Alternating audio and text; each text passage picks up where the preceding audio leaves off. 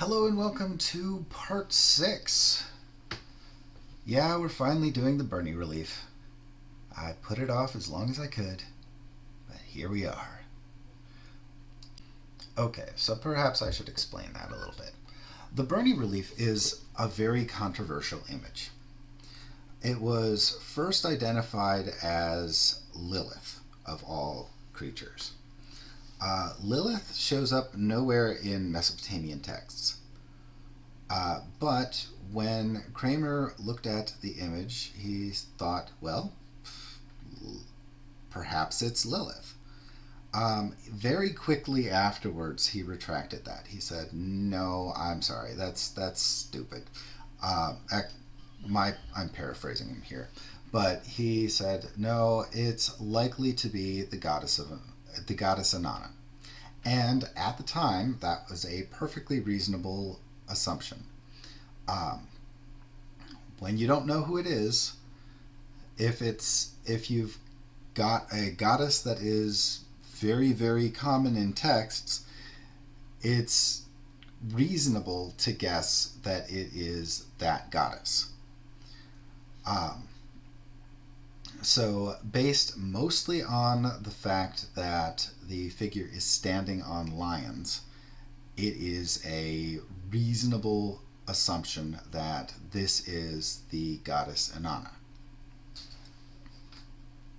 Now, why can't we just look at the city that this came from, figure out what the chief goddess of that city is, and figure out um, who it is from there? Or why can't we just look at similar images? Because we've got a lot of these Isin Larsa, Old Babylonian period images that are of a nude figure, usually with wings swept downwards, um, and they're facing towards the viewer. They've got a horned helm, identifying them as a goddess. Why can't we take a look at some of these and say, hey, it's this other goddess, or it definitely is Inanna? Because all of the ones that we look at tend to be from unknown sources. This one is no exception. We don't know exactly where this image comes from. We've done a little bit of analysis on the structure of it to figure out that, hey, this is made from clay that comes from the Zagros Mountain region, i.e., somewhere in Mesopotamia or one of the neighboring countries. So we don't even 100% know that this is from Sumer or Akkad or Babylon or what would be, say, Elam. We know roughly when it comes from, and we know roughly the region that the clay comes from. It is likely an authentic image. We can't even say 100% whether or not it's authentic or whether it's a very clever forgery. My money, because of all the other similar images that we have seen, is that it is authentic. So why did I put this one out for so long? Why did I delay talking about this particular image? Well, this one is very controversial. A lot of people want to believe a lot of things about it. Some of them might be right. Some of them might be wrong. But there's way too much emotion tied up into this image. So it's very important to lay the groundwork with a lot of similar images. It's very important to lay the groundwork with iconography that we have access to, and take it slow coming into this image. Alright, so let's take a look at specific features. And to do that, let's look at a colorized image. Now, these are not the colors that are what the image probably looked like. This is a artistic colorization that I like to look at because it helps make the various different features pop out a little bit better. We'll take a look at a little bit of a paint restoration digital coloring in a little bit, but let's take a look at this one first. All right, so we see a nude figure. The wings are swept downwards. We see two owls. The figure has clawed legs, and there are two crossed lions. In her hand are a pair of rod and ring symbols. She is wearing a horned helm, and she has hair that is done up in a way to suggest that it is intentional. She is wearing a necklace of some sort, and that's about it for the image. So let's take a look now at a more scientific colorization. This one has the gold color, the red color, and the black color restored. Is this what you would actually expect the original image to look like? Unfortunately, no. So to understand that, you have to understand pigmentation in general. Pigments change over time, and certain pigments are more archival than others. That means that the colors are going to wear away differently depending on the pigment. So was the image meant to be all red? Probably not. Are all of the black areas supposed to be black? Possibly. Probably not. Why are the lions the only things that don't have color? Possibly it's because the original colorization of the lion wore away before anything else.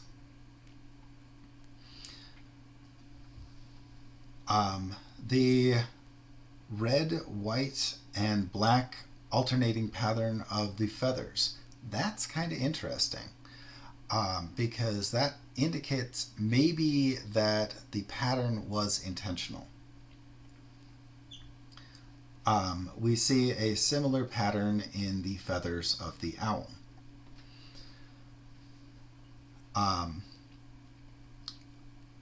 Speaking of the owl, I have heard it said that the owls were added later. This is a rumor that has been going around the Sumerian community. I have been completely unable to find any evidence that the owls were added later. But I also don't know the specific significance of the owls. So we'll leave those owls up in this sort of questionable gray zone. Maybe they were added later, and by later I mean later in the ancient world, not later in modern times. And maybe they were significant of something specific when the image was first created. As far as the authenticity of this image, yeah, it's probably authentic, even if the owls were added later. But okay, on to the controversy. So because we have a looted image, we don't know where this came from. We don't know if it was from Mesopotamia. We don't know if it was from a area close to Mesopotamia that may have shared religion.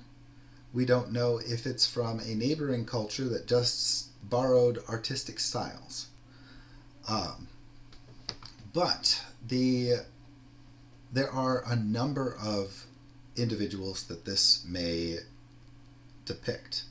Let's start right from the top and go with the first one that this was identified as, Lilith. Um, why Lilith? Well, that's based on the owls. So, in Mesopotamian demonology, there is a spirit called a Lilitu. Um, this is a woman with kind of a moon-like head. Imagine an owl drifting towards you out of the night. It's got a round head,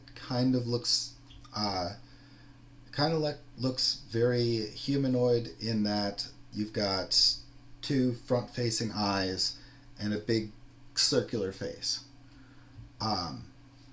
So Lilith may, mind you, be related to the Lilitu spirit. Lilitu were harmful to mothers and children, and were not considered something that you'd want to have around. That is similar to the way that Lilith is described from Jewish folklore. However, Lilith was first mentioned in text many centuries after the fall of Mesopotamia. So it's almost definitely not Lilith. We have no Sumerian references to Lilith, and so let's discount Lilith. Additionally, this image has the horned helm of a goddess. Lilith and Lilitu were both not goddesses. So that is something we can rule out. Additionally, there's the rod in the ring, which in another video I described as a symbol representing a deity. So again, not likely to be Lilith. The next individual that we should cover is Inanna. Inanna was the second identification that this particular image has been given. Inanna, in some images, if you will look at the last video where I covered Inanna's iconography, in at least one image she has the rod and the ring in her hand. And quite often she is depicted as standing on lions, though in none of the other images that I showed you does she have clawed feet. This is significant in that it is a major departure from the style that we don't see before and we don't see after the Isin-Larsa period. Additionally, this image is nude, which would be uncommon for an image of Inanna. The pose is straight at the viewer rather than to the side, which is what we generally see. And the face is somewhat different in style. None of these features, none of these differences immediately say, no, this is not Inanna. But they all don't point to her being Inanna either. Looking at the iconography of Inanna, you would expect to see the weapons coming out of her shoulders or from behind her, and you would expect her to be holding a weapon. You would expect her to be clothed. But again, this doesn't completely disprove it being Inanna. The main thing that people say is that this is of her in the descent of Inanna, because she is mentioned as giving up the rod and the ring in her descent into the underworld, and then afterwards she removes her clothing. So arguably, if the version of the descent of Inanna that we're looking at has a different order from the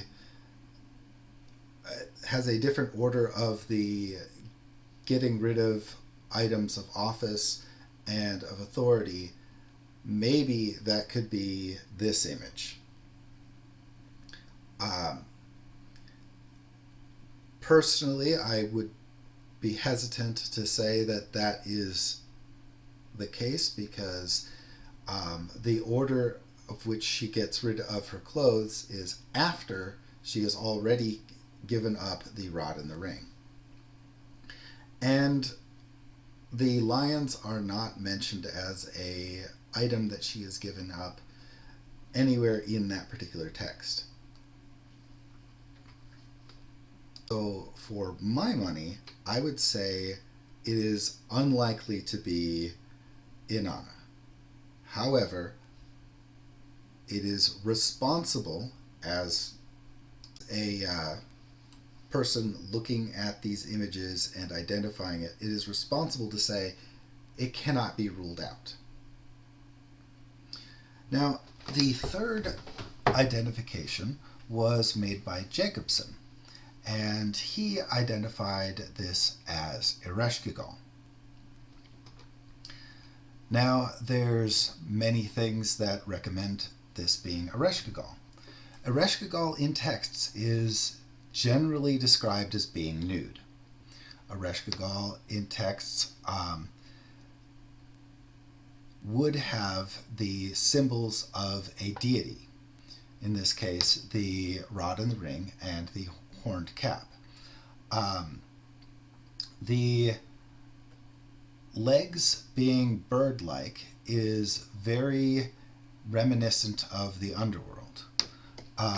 It is general accepted symbolism that the bird-like legs are an underworld unique feature. Similarly, if that is a cloak of feathers, Ereshkigal has been described as having a cloak of feathers. However, there are holes in this theory as well. If it's Ereshkigal, why is she standing on lions? We see Inanna standing on lions quite frequently. We will also see occasionally storm goddesses standing on lions or lion-like creatures. The owls, again, we're going to ignore for now.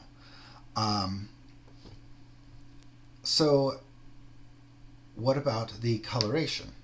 We took a look at the specific coloration of the image. Well, that one doesn't fully discount it being Ereshkigal. Now, in texts, Ereshkigal is described as having skin as white as tamarisk, which looks similar to the bare, colorless image, but it looks very different from the colorized image. If the red that we see is an undercoat that survived and there was white painted on top of it, that could still give her white skin. But all right, let's take a look at the lions in particular. Now, in other videos, I've shown similar style Isin Larsa Old Babylonian period art. And we see that the lions are not present. In some of these images, we will see goatfish not being stood upon, but in the image. In one, we see two crossed, what could be ibexes. In another statue, we don't see any animals at all. In the mold of a statue, we don't see any animals at all. There is a vase with a line art kind of carved into the clay that, again, we don't see the lions. So if they all depict the same deity, which is a big if, then the lions are not the significant components to the art. So from there, who could it be? Again, if they all depict the same deity, one potential would be the goddess Ninlil. And Ninlil is, as we saw in that very first image in this series, she was an individual who, like Inanna, descended to the netherworld. And so that would explain the clawed feet. If those are wings and not a cloak of feathers, that could again suggest Ninlil, because Ninlil is the wife of the god of the wind and the air. So Ninlil is a definite contender here. But we're not done. There's two other possibilities. Remember that mold that we saw, where the image is stamped in clay and could potentially then be customized. Perhaps the reason why we don't know who this is, why the iconography is so indistinct, is because that's intentional. What if this is a goddess that is just a generalized form and you are meant to worship whatever goddess is intended? That's a possibility. Another possibility, because we don't know where this comes from, what if this is a goddess specific to one city that happened to do a lot of artwork? That's reasonable. If that city had artwork that they then spread outwards, maybe the style got adopted, it could be that this is of a specific goddess that we don't know the name of. So now that I have made all of this clear as mud, let's just say you are welcome to worship images as Inanna, as Ereshkigal, as Ninlil, because what you're doing is you are giving respect to your goddess, and you are identifying the best you can. What I hope you take away from all this is not that this is definitely one goddess or definitely another. What I hope you take away is that this is a controversial image. There are a lot of different interpretations. Experts, people who have been studying the art and the literature for decades, disagree on who this is. That's why this is in museums identified as the Burney relief, sometimes the Queen of the Night, and since coloration, sometimes as the Red Lady. So don't tell other people, hey, this is absolutely this deity, or this is absolutely not this deity. Um, just try and understand that there's a lot we don't know. Anyway, I hope you enjoyed, and I will catch you guys next time on an image that has nothing to do with the Burney relief. Anyway, talk to you later. Bye bye.